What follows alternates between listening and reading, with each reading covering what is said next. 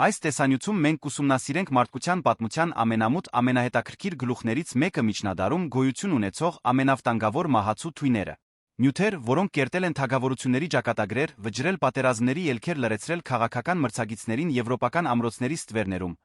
Նախքան տեսանյութը շարունակելը, հիշեք բաժանորդագրվել ալիքին սրա նման ավելի շատ վավերագրական պատմությունների համար։ Թույների պատմության մեջ կա ինչ-որ խորապես անհանգստացնող բան։ Ի տարբերություն սրի կամ նիզակի, թույնը չի պահանջում ֆիզիկական արիություն, չի թողնում տեսանելի սպիներ, մեծ մասամբ չի թողնում վկաներ։ Դարեր շարունակ այն եղել է հավակնոտների, հուսահատների հաշվենկատների նախընտրած զենքը, եւ արմտյան պատմության ոչ մի այլ դարաշրջանում այս չարագուշակ արվեստն այնքան ինտենսիվ չի ծաղկել, որքան միջնադարում։ 5-15 դարերի միջ Եվրոպան ընկղմվեց մի ժամանակաշրջանի մեջ, որտեղ գիտությունն ու նախապաշարմունքը քայլում էին կողք կողքի, որտեղ դեղամիջոցի թույնի միջ սահմանն այնքան բարակ էր, որքան դաշույնի շեղբը, որտեղ մահը կարող էր գալ լրակյաց քողարկված գինու գավաթի, մաշկին քսվող քսուքի կամ գետափին հավաքված հասարակ ծաղկի մեջ։ Այն ժամանակ բժշկությունը դեռ սաղմնային վիճակում էր։ Միջնադարյան բժիշկներն իրենց գիտելիքները հիմնում էին հունական արաբական հնության տեքստերի վրա, որոնք մեկնաբանվում էին կրոնական հավատքի լույսի ներքո, ինչը միշտ չէր համապատասխանում էմպիրիկ դիտարկումներին։ Ալքիմիկոսները, տարված մետաղների տրանսմուտացիայով փոխակերպմամբ, աշխատում էին նյութերի հետ, որոնց տոքսիկությունը, թունավորությունը նրանց համար լիովին անհայտ էր։ Այս պայմաններում թույնը ոչ միայն սպանության գործիք էր, այլ բժշկական մշակույթի մի մասը, նույն բույսը, որը բուժում էր տենդը, մի փոքր այլ չափաբաժնով կարող էր առաջացնել ցնցումներ, զառանցանք մահ, գոյություն չունեին տոքսիկոլոգիական հետազոտություններ կամ քիմիական ռեագենտներ, որոնք ի վիճակի կլինեին բացահայտել զոհի մարմնում մահացու նյութի առկայությունը։ Երբ ինչ-որ մեկը հանկարծամահ էր լինում, բժիշկները մահը վերագրում էին բնական պատճառներին, թունավորողները գործում էին անպատիժ։ Այս վավերագրական պատմությունը խնամքով խստությամբ անցնում է այդ պատմության միջով ներկայացնելով 10 նյութեր, որոնք խորը հետք են թողել միջնադարյան ժամանակաշրջանի վրա։ Դրանցից յուրաքանչյուրը գրում է իր սեփական պատմությունը կազմված նախնական գիտությունից, քաղաքական հավակնություններից, մարդկային հուսահատությունից, ամենից առաջ մարդու բնության միջ առկա բարդ ու վտանգավոր հարաբերություններից։ Մենք սկսում ենք այս ճանապարհորդությունը մի անսպասելի վայրից ոչ թե սպանելու համար ստեղծված թույնից, այլ փրկելու համար ստեղծված դեղամիջոցից միջնադարյան Անգլիայում 12-15 դարերի միջ բժիշկների բուժակների շրջանում շրջանառվում էր մի բաղադրատոմս, որը խոստանում էր ժամանակի համար հեղափոխական մի բան վիրահատության ժամանակ հիվանդին խորը քնեցնելու ունակություն վերացնելով ցավն ու տառապանքը, որոնք ուղեկցում էին ցանկացած բժշկական միջամտություն։ Այս բաղադրատոմսը հայտնի էր որպես «դուել ջունդց» սկանդինավյան ծագման մի բառ, որն իր մեջ գրում էր թմրածության, գիտակցության մթագնման իմաստը։ Դուելը, ըստ էության, գինու կամ գարեջրի հիմքով հեղուկ խառնուրդ էր, որին ավելացվում էին հզոր վտանգավոր բաղադրիչներ։ Բաղադրությունը տատանվում էր կախված օգտագործվող ձեռագրից, բայց հիմնական տարրերը գրեթե միշտ նույնն էին։ Ափիոն ստացված սպիտակ կակաչից, մի նյութ, որի ցավազրկող թմրեցնող հատկությունները հայտնի էին դեռս հին շումերից, բանգի մորմազգիների ընտանիքի բույս, բելադոննայի ազգակիցը, որն ունակ է խորը քուն առաջացնել իր հյուսվածքներում հիոսցինի առկայության շնորհիվ։ Մոլախինդ ցիգուտա, նույն բույսը, որն օգտագործվել էր հին Հունաստանում Սոկրատեսին մահապատժի ենթարկելու համար, որի ալկալոիդները կարող էին առաջացնել շնչառական կաթված մահ։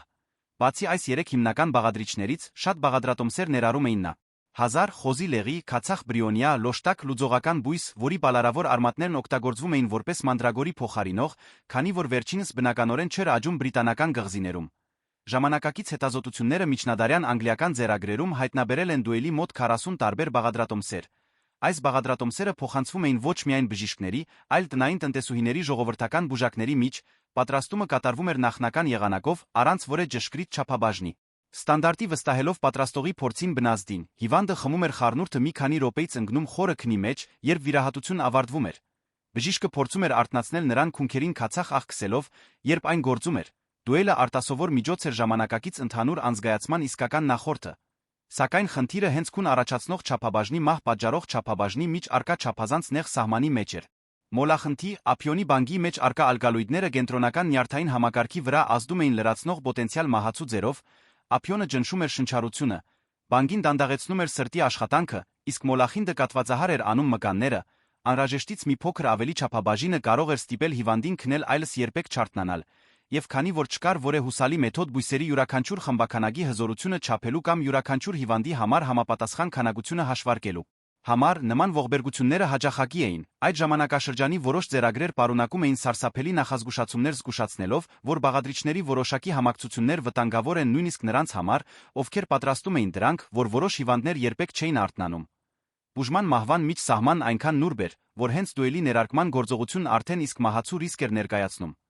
բայց դուելը չմնաց սահմանափակված միայն բժշկության ոլորտով խորը տական քուն առաջացնելու։ Նրա ունակությունը շուտով գրավեց հանցագործների ուշադրությունը, ովքեր սկսեցին օգտագործել այն զոհերին թմրեցնելու համար նախքան նրանց կողոպտելը, նրանց վրա հարձակվելը կամ սպանելը, առանց զոհերի կողմից որևէ դիմադրության, խմիչքի մեջ լուծված կամ սննդի հետ խառնված դուելը կարող էր տրվել աննկատ, դրա հետանքները գրեթե ահնար էր տարբերել սովորական հարբածությունից կամ հանկարծակի վատառողջությունից։ Այսպիսով, այն, ինչ ծնվել էր որպես մարդկային տառապանքը մեղմելու անգեղծ փորձ, վերածվեց նա հանցագործության գործիքի մի լրակյաց զենքի, որը շրջում էր բժշկության աշխարհի բռնության անդրաշխարհի միջ։ Այս առումով դուելը կատարյալ խորհրդանիշն է այն երկիմաստության, որը բնորոշում էր թույների դեղամիջոցների միջ հարաբերությունները ողջ միջնադարում։ Նույն նյութը, որը կարող էր փրկել կյանքը, կարող էր նա գործանել այն, տարբերությունը մեկի ու մյուսի միջ տեղավորվում էր բառացիորեն մեկ կաթիլի մեջ։ Մինչ դուելը գործում էր բժշկության հանցագործության գուլիսներում, մեկ այլ նյութ կերտում էր իր համբավը նույնքան խորթուբորտ, բայց շատ ավելի հին ճանապարհներով, կայսերական Հռոմից սկսած, անցնելով արաբական աշխարհով հասնելով միջնադարյան Եվրոպայի շուկաներ ու դեղատներ Կանթարիդինը մարդկության վրա թողել է վտանգավոր հմայք սնված մի խոստումով, որն այնքան հին է, որքան հենց քաղաքակրթությունը անսպար սեռական ցանկության խոստումով։ Կանթարիդինը քիմիական նյութ է, որը բնականորեն արտադրվում է թթրթունց ընտանիքի բզեզների կողմից, հատկապես թիղփին վթզյուֆտբրուի կողմից փայլուն մետաղական գանաչ գույնի մի միջատ, որը բնակվում է Եվրասիայի ընդարձակ տարածքներում։ Ժողովրդականորեն հայտնի որպես իսպանական ջանջ, այս բզեզն արտազատում էր կանթարիդինը որպես պաշտպանական մեխանիզմ մի տոքսին, որն ի վիճակի է առաջացնել բշտիկներ ծանր այրվածքներ ցանկացած կիշատչի մաշկի վրա, որը կփորձեր ուտել այն, արուներն արտադրում էին նյութը մեծ քանակությամբ զուգավորման ժամանակ փոխանցում էգերին որպես քիմիական հարսանեկան նվեր կանթարիդին։ Ստանալու համար միջնադարյան դեղագործները որսում էին բզեզներին, չորացնում արի տակ մանրացնում նրանց մարմինները մինչ տեղնաշագանակագույն փոշի ստանալը, որն ուներ տհաճ հոտ դարը համ։ Այդ փոշին այնուհետ խառնում էին սննդի, խմիչքի կամ դեղագործական պատրաստուկների հետ վաճառում այն պնդմամբ, թե այն հզոր աֆրոդիզիակ է։ Այս հավատքի հետում կանգնած տրամաբանությունը որոշ չափով հասկանալի էր։ Կանթարիդինը օգտագործվելիս ուժգին գրգռում էր միզուղիների սեռական օրգանների լորձաթաղանթները առաջացնելով արյան կուտակում, որը տղամարդկանց մոտ կարող էր հանգեցնել տական ակամա էրեկցիաների մի վիճակ, որը բժշկության մեջ հայտնի է որպես պրիապիզմ։ Միջնադարյան սպառողների համար այս ազդեցությունը թվում էր, թե հաստատում է նյութի խթանիչ հատկությունները, սակայն այն, ինչ նրանք չէին հասկանում, այն էր, որ այս ֆիզիոլոգիական արձագանքը ոչ թե սեռական գայտարության նշան էր, այլ թունավորման։ Կանթարիդինը իրականում չափազանց տոքսիկ բշտիկային միջոց է, որը ներս ընդունելիս առաջացնում է ծանր վնասվածքներ ողջ մարսողական համակարգում։ Առաջին ախտանիշները ներառում են ուժեղ այրոց բերանում գերագրափողում, որին հաջորդում են սրտխառնոցը, արյունոտ փսխումը որովայնի սուր ցավերը։ Ավելի բարձր չափաբաժինների դեպքում նյութն առաջացնում էր ներքին արյունահոսություն, երիկամների սուր բորբոքում, երիկամային անբավարարություն, հաճախ մահ, ցանկալի արդյունք տվող չափաբաժնի մահացու չափաբաժնի միջ սահմանը վտանգավոր կերպով նեղ էր, քանի որ միջնադարյան պատրաստուկները չէին հետում չափաբաժնի որե ստանդարտի, դժբախտ պատահարները մշտական էին հաճախ մահացու։ Պատմությունը արձանագրում է կանթարիդինի հետ կապված մի շարք ուշագրավ դրվագներ, հին Հռոմում Լիվիան Օգոստոս կայսեր գինը, ըստ լուրերի, նյութն ավելացնում էր իր հյուրերի սննդին հուսալով, որ դրա ազդեցությունը կստիպի նրանց կատարել անզգույշ քայլեր, որոնք օգտակար կլինեին քաղաքական շանտաժի համար։ 17-րդ դարի Ֆրանսիայում կախարդուհի Կատրին Մոնվուազենը պատրաստում էր սիրային ըմբելիքներ իսպանական ջանջի հիմքով խառնված խլուրտի չխճիկի չորացրած արյան հետ։ 1772 թվականին Մարկիզ դը Սադը կանթարիդին պարունակող հաբեր առաջարկեց մարմնավաճառներին նրանց ծանր թունավորելով դատապարտվելով մահապատժի, թե դատավճիռը հետագայում փոխվեց, ողջ միջնադարի հաջորդող դարերի ընթացքում անթիվ մարդիկ մահացան հավատալով, որ օգտագործում են անվնաս սեռական խթանիչ։ Թագավորներ, ազնվականներ, վաճառականներ, գյուղացիներ բոլորն էլ գայթակղվեցին կանթարիդինի խոստումով, շատ դեպքերում վճարելով առավելագույն գին իրենց տյուրահավատության համար։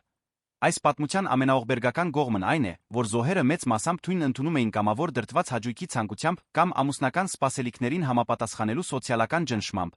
Այսպիսով, կանթարիդինը միջնադարյան թույների պատմության մեջ զբաղեցնում է յուրահատուկ տեղ։ Ի տարբերություն այլ նյութերի, որոնք օգտագործվում էին հիմնականում որպես սպանության զենք, այն սպանում էր նախարաջ գայթակղության, տգիտության մարդկային ցանկության միջոցով։ Գաղտնի թուրմերից սիրային ըմբելիքներից մենք այժմ տեղափոխվում ենք ռազմի դաշտ, որտեղ մահը չէր թաքնվում գինու գավաթներում, այլ նետի սուր ծայրին։ Պատերազմական զենքերում թույների օգտագործումն այնքան հին է, որքան հենց պատերազմը, այդ նպատակով կիրառվող բոլոր նյութերի մեջ քչերն են եղել այնքան սարսափազդու, որքան եվրոպական իժերից ստացված թույնը։ Իժերը մոինցպրճունց ընտանիքի օձերը միջնադարում բնակվում էին Եվրոպայի ընդարձակ տարածքներում Սկանդինավիայի անտառներից մինչ Պիրենեան թերագղզու չորային դաշտերը։ Նրանց թույնը ֆերմենտային սպիտակուցների բարդ խառնուրդը ունակ էր քայքայել կենդանի հյուսվածքները, առաջացնել ներքին արյունահոսություն պատճառել մի ցավ, որը միջնադարյան ժամանակագիրները նկարագրում էին որպես անտանելի նույնիսկ ամենադիմացկուն ռազմիկների համար, հին ժողովուրդներն արդեն գիտեին այս թույնի հզորությունը։ Սկյութները կենտրոնական Ասիայի տափաստանների քոչվորները, օձի թույնը խառնում էին մարդու նեխած արյան կենդանական արտաթորանքների հետ ստեղծելով տոքսիկ մածուկ, որը քսում էին նետերի ծայրերին։ Միջնադարյան Եվրոպայում ռազմիկներն ու մարդասպանները թույնը հանում էին անմիջապես օձերի գեղձերից դրա մեջ թաթախում իրենց նետերը,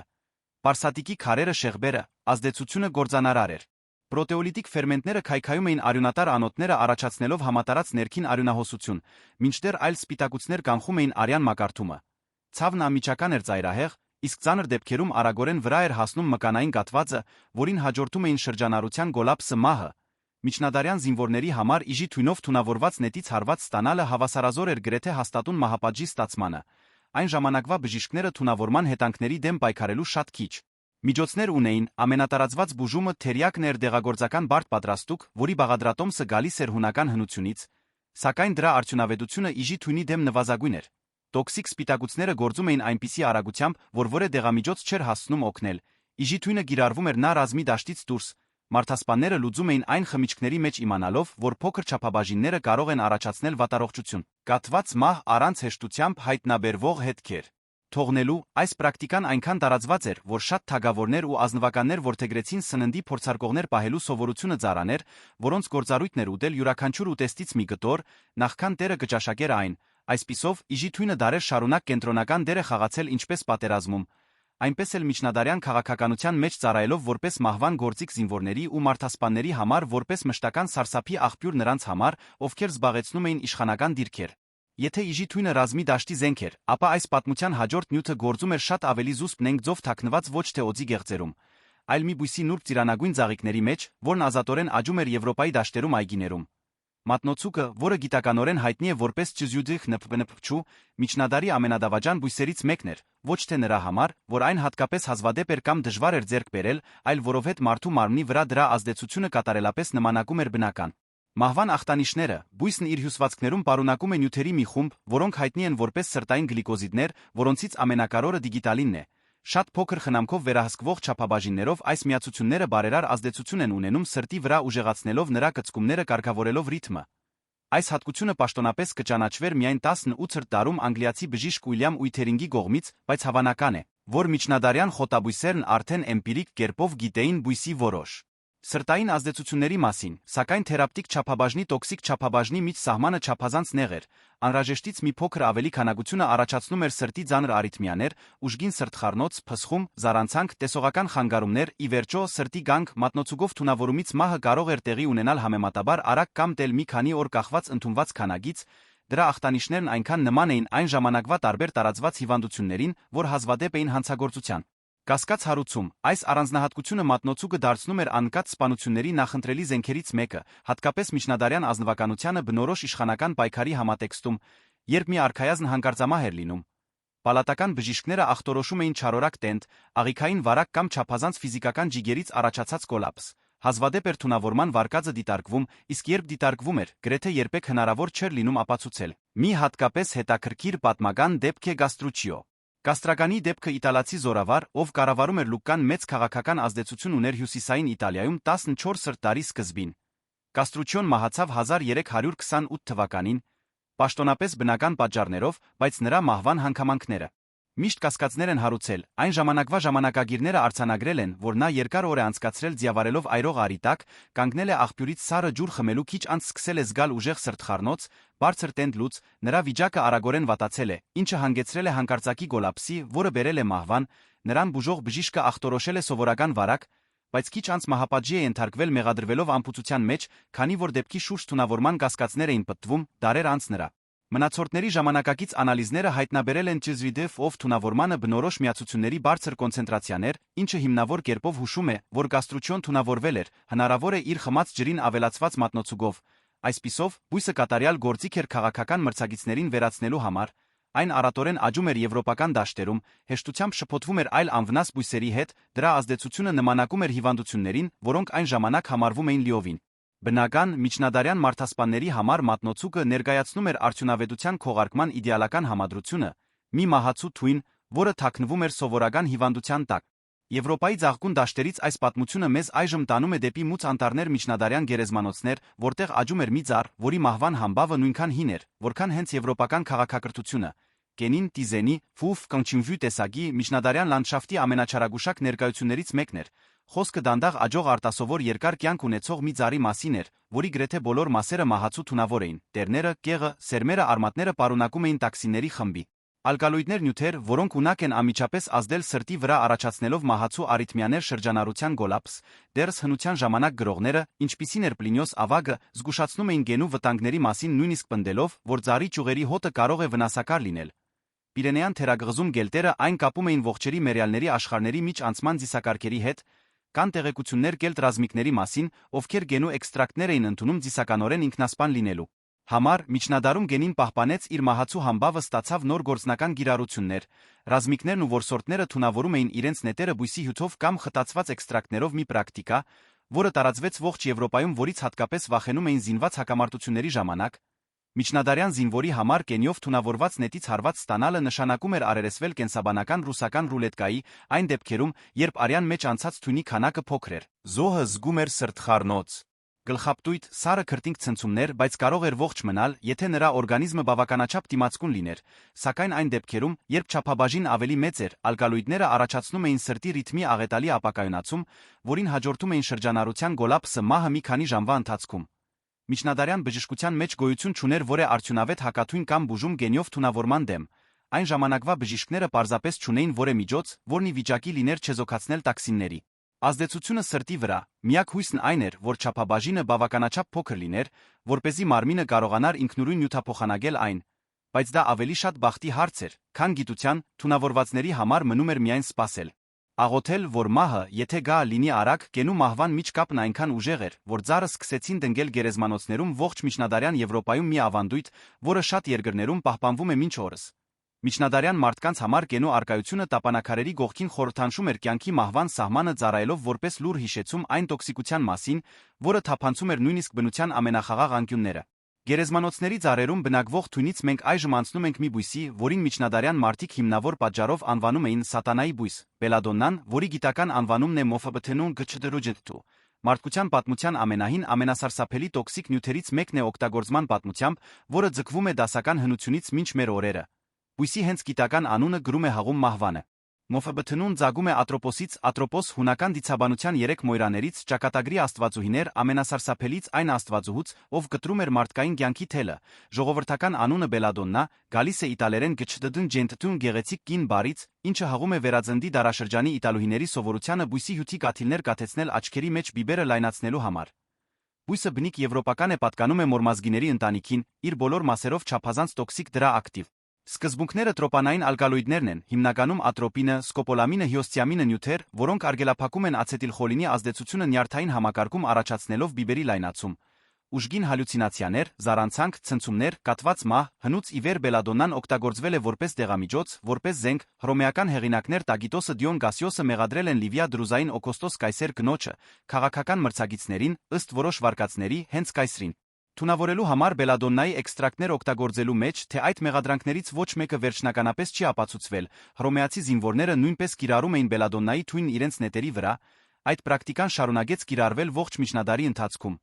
Միջնադարյան համատեքստում բելադոննան ստացավ մի չափում, որն այն տարբերում էր այլ թույներից դրա կապը մոգության գաղափարության հետ, այն այսպես կոչված թռիչքի քսուկների հիմնական բաղադրիչներից էր յուղային պատրաստուկներ, որոնք ենթադրյալ կախարդները քսում էին մաշկին, բաղկացած բելադոննայից, բանգից, մանդրագորից կենդանական ջարպից այս քսուկները պարունակում էին տրոպանային ալկալոիդներ, որոնք, ներծվելով մաշկի միջոցով, առաջացնում էին վառ հալյուցինացիաներ գիտակցության փոփոխված վիճակներ։ Կանայք, ովքեր օգտագործում էին դրանք, պատմում էին թռիչքի ոգիների հետ շփման փորձառությունների մասին, ինչը միջնադարյան մտածողության համար սատանայի հետ դաշինքի ապացույց էր։ Ժամանակակից ֆարմակոլոգիայի համար այս փորձառությունները բացատրելի են։ Կենտրոնական նյարդային համակարգի վրա ատրոպինի սկոպոլամինի ազդեցությամբ վտանգը իրական էր մշտական, հալյուցինոգեն ազդեցություն առաջացնող չափաբաժնի մահ պատճառող չափաբաժնի միջ սահմանը նվազագույն էր։ Շատ մարդիկ, ովքեր փորձարկում էին այս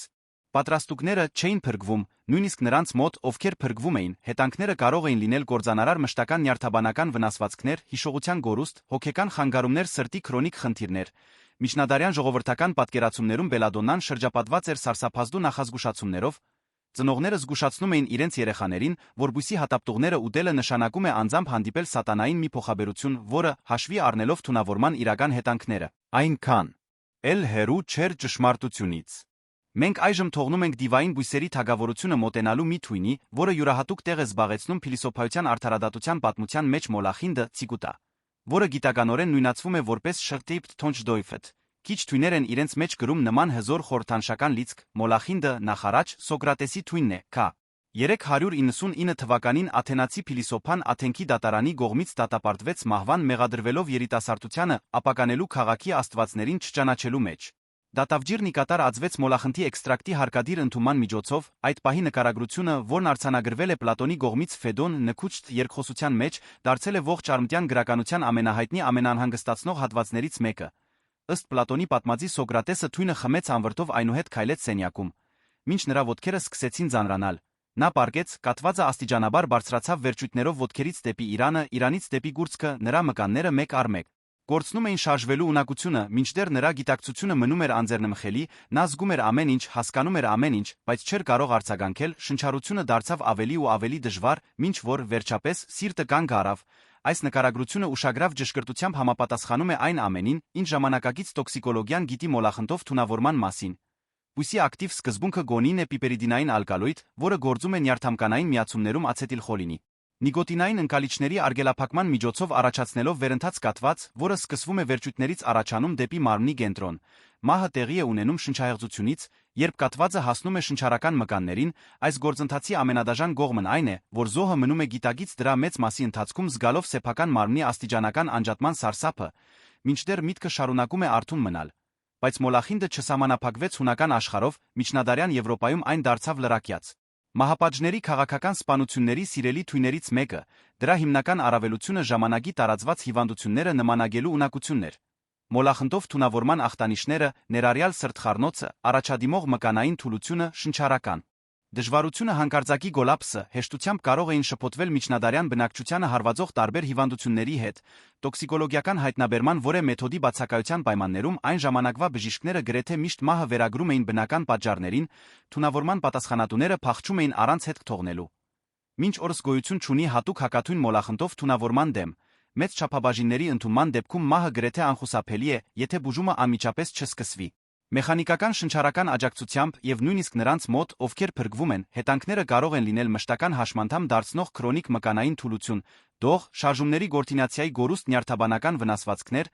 որոնք միջնադարյան համատեքստում հավասարազոր էին հաշմանդամության բացարձակ կախվածության դատավճռի։ Մոլախինդը հետաբար կրկնագի արդյունավետ զենք էր։ Եթե սպանում էր, հանցագործությունը մնում էր աննկատ։ Եթե չէր սպանում, զոհին դարձնում էր այնքան թույլ, որ նա ի վիճակի չէր լինում կառավարել, պայքարել կամ որես սպառնալիք ներկայացնել, միջնադարյան դավադիրների համար չկար ավելի կատարյալ գործիք։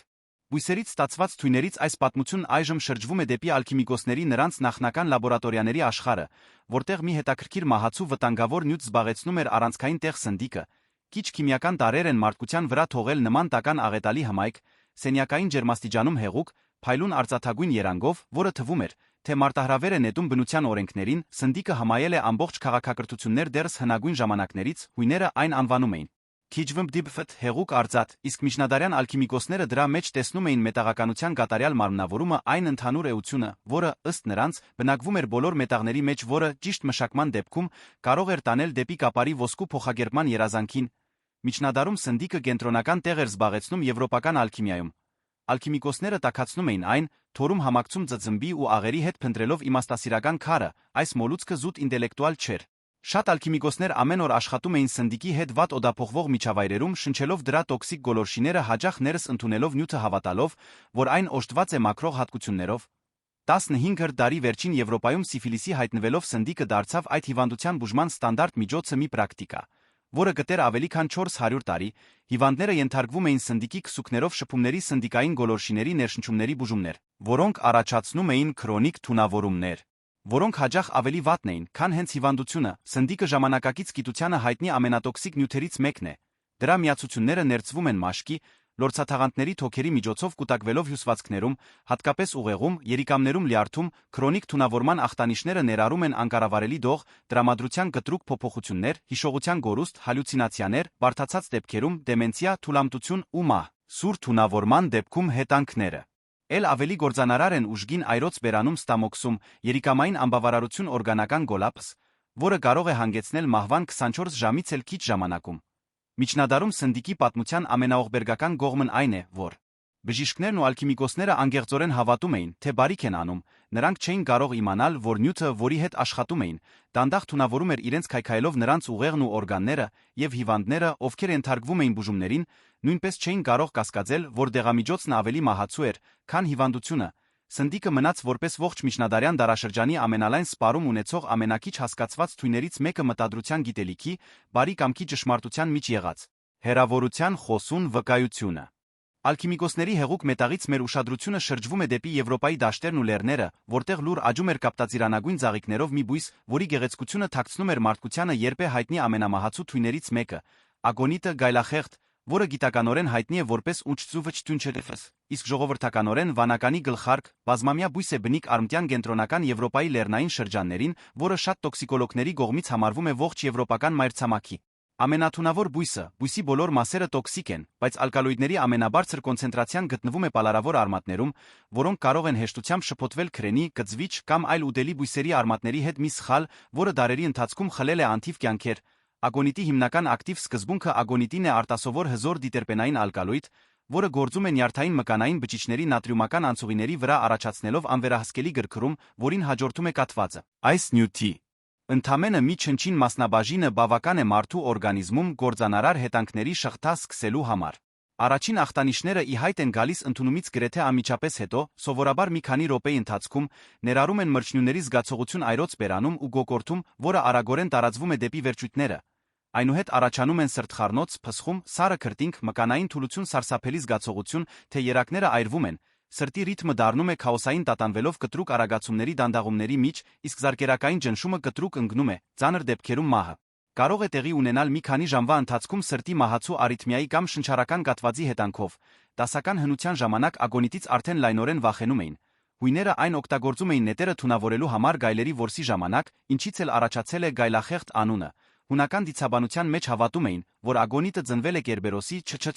մահացածների աշխարհի դարպասները հսկող երագլուխ շան թունավոր թքից, հին Հռոմում այն օգտագործվում էր որպես մահապատժի մեթոդ քաղաքական սպանության գործիք։ Կլավդիոս Կայսրը, ըստ լուրերի, թունավորվել էր ագոնիտով իր կնոջ Ագրիպինայի կողմից, իսկ հռոմեական սենատը նույնիսկ արգելեց բույսի մշակումը մահապատժով պատժելով նրան, ով կտնկեր այն։ Միջնադարում ագոնիտը պահպանեց ընդլայնեց իր չարագուշակ համբավը։ Ռազմիկները թունավորում էին իրենց նետերն ու շեղբերը արմատի էքստրակտներով երաշխավորելով, որ այդ զենքերով հասցված ցանկացած վերք պոտենցիալ մահացու կլինի։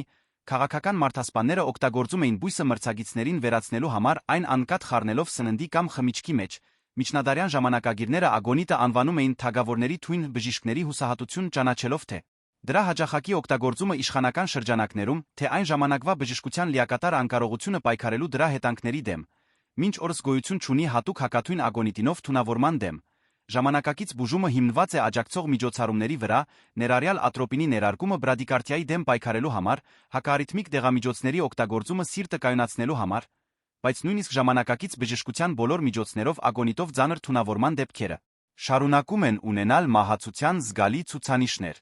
Մենք հասանք ի վերջո այն թույնին, որը եզրափակում է այս վավերագրական պատմությունը, որն իրավամբ զբաղեցնում է ամենաբարձր տեղը միջնադարյան այս մութ հիերարխիայում։ Ոչ մի նյութ այնքան լայնորեն չի օգտագործվել, այնքան չի սարսափեցրել, այնքան վճռորոշ չի եղել եվրոպական պատմության ընթացքի համար, որքան մկնդեղը, արսեն, այն նյութը, որին ժամանակագիցները արդեն անվանում էին հարգանքի սարսափի խառնուրդով թույների արքա։ Մկնդեղը քիմիական տարր է, որը բնականորեն առկա է երկրագեղում, հանդիպում է տարբեր հանքանյութերում, որոնցից ամենահայտնին մկնդեղի տրիօքսիդն է, սպիտակ, բյուրեղային, անհոտ գրեթե անհամ փոշի, որը հեշտությամբ լուծվում է ջրի խմիչքների մեջ։ Մկնդեղի հանքային ձերը հայտնի էին առնվազն K4 սրտարից, հույն բժիշկ Դիոսկորիդեսը, ով ծառայում էր հռոմեական Ներոն կայսեր պալատում 1-ին դարում, արդեն իր գրվածքներում նկարագրում էր մկնդեղը որպես թույն։ Սակայն մկնդեղի որպես սպանության զենքի պատմությունը վճռորոշ գլուխ ստացավ միջնադարում, երբ դոմինիկյան վանական Ալբերտ Մեծը, միջնադարյան Եվրոպայի մեծագույն մտավորականներից մեկը, կարողացավ մեկուսացնել տարը մոտ 1250 թվականին։ Ալբերտ Մեծը, ով կաթոլիկ եկեղեցու կողմից սրբադասվել է որպես Սուրբ Ալբերտ Մեծ, մոլի գիտնական էր, ով նվիրված էր բնության, քիմիայի բնափիլիսոփայության հետազոտություններին, Մեկուսացնելով մկնդեղը իր մաքուր տեսքով նա չէր կարող պատկերացնել, որ աշխարհին էր տալիս երբես ստեղծված սպանության ամենակատարյալ գործիքներից մեկը, մկնդեղը օժտված էր բոլոր այն որակներով, որոնք միջնադարյան թունավորողը կարող էր ցանկանալ։ Այն անհոտ էր, անգույն, անհամ, կատարելապես լուծվում էր ցանկացած հեղուկի մեջ կարող էր տրվել այնքան փոքր քանակությամբ, որ ոլորի չափ մի բաժինը բավական էր մեծահասակին սպանելու համար, դրա հետանքները, բացի այդ, ճշգրտորեն նմանակում էին ժամանակի սովորական հիվանդությունների ախտանիշները թունավորումը դարձնելով գրեթե անհնարին տարբերել բնական վատառողջությունից, սուր թունավորման դեպքում, որն առաջանում էր մեկանգամյա մեծ չափաբաժնից, զոհը զգում էր ուժգին փսխում, սաստիկ լուծ, որովայնի սուր ցավեր, մտքի շփոթություն, ծայրահեղ թուլություն, վերջապես, շոկ ու մահ, քրոնիկ թունավորման դեպքում, որն առաջանում էր շաբաթների կամ ամիսների ընթացքում փոքր չափաբաժինների կրկնվող ընդունումից, ախտանիշները ավելի նուրբ էին առաջադիմող հոգնածություն, քաշի գորուստ, շփոթություն, մկանային թուլություն, կաթված առողջության ընդհանուր վատթարացում, որը հեշտությամբ կարող էր վերագրվել դեգեներատիվ հիվանդության կամ վաղաժամ ձերության։ Այս բազմակողմանիությունը մկնդեղը դարձրեց միջնադարյան վերածնդի դարաշրջանի Եվրոպայի իշխող դասակարգերի նախընտրած զենքը։ Բոլոր այն ընտանիքների մեջ, որոնք դարձան քաղաքական թունավորման հոմանիշը, ոչ մեկը չհասավ այնպիսի հռչակի, որքան Բորջյաները Ցեբդզուն։ Ձագումով Իսպանիայի Վալենսիայի Բորխա քաղաքից Բորջյաները բարձրացան իշխանության Իտալիայի։ Քաղաքական եկեղեցական շրջանակներում 15-16 դարերում տալով երկու պապ Կալիստոս Ռվին Ալեքսանդր Մոզին, հավակնոտ ու անսկզբունքային գործիչների մի պատկերասրահ, որոնք սերունդներ շարունակ կերտեցին իտալական քաղաքականությունը։ Ալեքսանդր Մայր պապը, ծնված որպես Ռոդրիգո Բորջիա, կերտեց մի համբավ, որը միախառնում էր քաղաքական հմտությունը հաշվենկատ դաժանության հետ։ Ըստ ժամանակի ժամանակագիրների նա հրամայել էր թունավորել առնվազն 5 կարդինալների նրանց հարստությունները բռնագրավելու հավատարիմ փոխարինողներ նշանակելու համար, նրա որդին Չեզարե Բորջյան Չչոպց Ցեբդզուն, ով ոգեշճման աղբյուր հանդիսացավ Նիկոլո Մաքիավելի հայտնի տիրակալը տրակտատի համար, համարվում էր անսահման հավակնությունների տեր մարդ, ով չէր վարանում վերացնել իր ճանապարհին հայտնված ցանկացած խոչընդոտ, Լուկրեցիա Բորջյան Չեզարեի քույրը, թե հավանաբար ավելի շատ իր հոր եղբոր մեքենայությունների զոհն էր, քան դրանց ակտիվ մասնագիծը, իր անունը անդառնալիորեն կապեց թունավորման քաղաքական ինտրիգների հետ, Բորջյաների նախընտրած թույնը հայտնի էր որպես կանտարելա Չուտրուպ Չդդում մի պատրաստուկ, որի ճշգրիտ բաղադրությունը մնում է առեղծվածով քողարկված, պատմաբանների մեծ մասը հավատում է, որ այն մկնդեղի հիմքով միացություն էր, հնարավոր է համակցված նեխման ալկալոիդների հետ, որոնք ստացվում էին քայքայվող օրգանական նյութերից, ըստ ամենատարածված վարկածներից մեկի մկնդեղ էին տալիս մի խոզի, տանջվող կենդանու բերանի շուրջ առաջացած փրփուրը հավաքում էին օգտագործում որպես թույնի հիմք։ Կանտարելան ներկայանում էր որպես հաճելի համով սպիտակ փոշի, որն առանց հետքի լուծվում էր ցանկացած խմիչքի մեջ, Բորջյաները ենթադրաբար այն ավելացնում էին իրենց հայտնի ընթրիքների ժամանակ մատուցվող գինուն միջոցառումներ, որոնք ժամանակի ժամանակագիրները նկարագրում էին որպես ավելի վտանգավոր, քան ցանկացած ռազմի դաշտ, հյուրերը ուտում խմում էին ոչինչ չկասկածելով, օրեր կամ շաբաթներ անց սկսում էին զգալ թունավորման ախտանիշները թուլություն, սրտխառնոց, որովայնի ցավեր, լուծ, մտքի շփոթություն, մինչ որ վերջապես տեղի էին տալիս նրան, ինչը բոլորը վերագրում էին բնական հիվանդության։ Ասում են, որ հենց Չեզարե Բորջյան իր հետ գրում էր կանտարելայի մի փոքր քանակություն թաքցված մատանու մեջ, պատրաստ ավելացվելու ցանկացած խմիչքի մեջ, երբ հնարավորություն ընձեռվեր, թե այս պատմություններից շատերը կարող են պարունակել չափազանցություններ, Բորջյաների համբավը որպես թունավորողներ հավանաբար ուրջացվել է իրենց քաղաքական թշնամիների կողմից, կան բավարար պատմական ապացույցներ պնդելու համար, որ մկնդեղը լայնորեն օգտագործվել է որպես քաղաքական սպանության գործիք այդ ժամանակաշրջանում։ Մինչ 18-րդ դարում ժամանակակից անալիտիկ մեթոդների մշակումը մկնդեղով թունավորումը հայտնաբերելու բացարձակ անկարողությունը նշանակում էր, որ թունավորման ցանկացած մեղադրանք ըստ էության անապացուցելի էր, ինչը թունավորողներին շնորհում էր գրեթե լիակատար անպատժելիություն։ Ֆրանսիայում մկնդեղը ստացավ խոսուն ժառանգության փոշի մականունը ի հիշատակ անհամբեր ժառանգների կողմից դրա օգտագործման, ողջ Եվրոպայում այն դարձավ հավակնոտ ազնվականների, դժգոհ կանանց ամեն տեսակի դավադիրների նախընտրած գործիքը։ Դրա արկայությունը սնում էր համատարած պարանոյայի մշակույթ եվրոպական արքունիքներում, որտեղ յուրաքանչյուր ճաշ կարող էր լինել վերջինը։ Մկնդեղը մարմնավորում է միջնադարում թույների պատմության ողջ էությունը։ Հողից ծնված, գիտությանը հայտնի, բայց մարդկային հավակնությունների կողմից չարաշահված մի նյութ, որն անցավ դարերի միջով իր հետից թողնելով լրակյաց մահերի անպատիժ անարդարությունների հետք։ Այս պատմության ընթացքում մենք անցանք նյութերի պատմությունների մի ընդարձակ տարածքով, որոնք բացահայտում են միջնադարի հաճախ մոռացված մի կողմը։ Մենք տեսանք, թե ինչպես դուելը, որը ստեղծվել էր տառապանքը մեղմելու համար, դարձավ զենք հանցագործների ձեռքում։ Մենք հետեցինք Կանթարիդինին, որը գայթակղեց սպանեց հաջույք փնտրողներին։ Մենք ականատես եղանք իժի թույնին ռազմի դաշտերում արքունիքների գավաթներում։ Մենք ծանոթացանք մատնոցուգին, որի թույնը քողարկվում էր բնական հիվանդության տակ, կենուն, որի մահացու ստվերը տարածվում էր գերեզմանոցներում։ Մենք ընկղմվեցինք Բելադոննայի մահացու աշխարհի մեջ, խաչվեցինք մոլախնդի ճանապարհին, որը լրացրեց Սոկրատեսի ձայնը։ Մենք դիտարկեցինք սնդիկից թունավորված ալքիմիկոսների ողբերգությունը, հետեցինք ագոնիտի վերելքին որպես մահվան գործիք, եւ մենք արերեսվեցինք մկնդեղի հետ, որի տիրապետությունը որպես սպանության գործիք տեց տարեր։